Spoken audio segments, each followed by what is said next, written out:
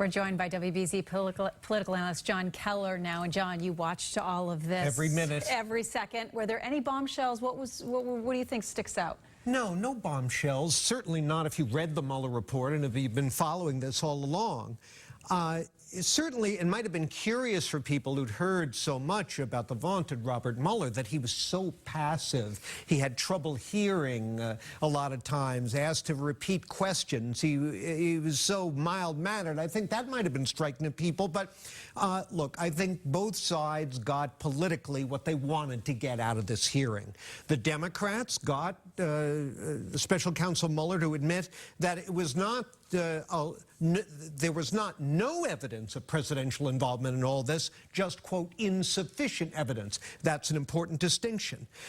They got him to acknowledge that the only reason he didn't indict the president was because the Justice Department regulations prohibit that. And he also indicated that the president could be charged with obstruction after leaving office. That's something that's been talked about. I believe that's the first time we've heard that from Mueller. But bombshells, no. The Republicans got to put out their spin about this all being a partisan coup attempt, and each side will take away from this what they went in with, I'm afraid. Jon, when you look at the questioning back and forth, I mean, the two sides, Republicans very pointed, more aggressive sounding. What was your take on that, on how the two sides approached the actual questioning of Mueller?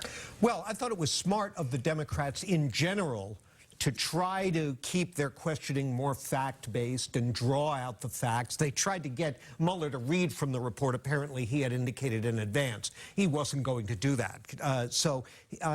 I think the bottom line on the whole thing was a comment made by Congressman Doug Collins, the ranking GOP member on the House Judiciary Committee, right off the bat when he said, quote, "Nothing we hear today will change the facts." And to the extent that each side has its own set of facts here, and it's left to those in the middle to try to figure out what's really true, I think that was probably an accurate perception. Only time will tell if there were enough open-minded Americans watching this today who will say, gee, the president's spin about exoneration, no collusion, no obstruction, that's not really true, and want to know more. I can't tell how many of those kinds of voters there might be. The president hopes there aren't any. The Democrats hope there are a lot. We're probably going to have to wait until November of next year to find out. Yes, I have a feeling you're right. All right, Jon Keller, thank you for that insight.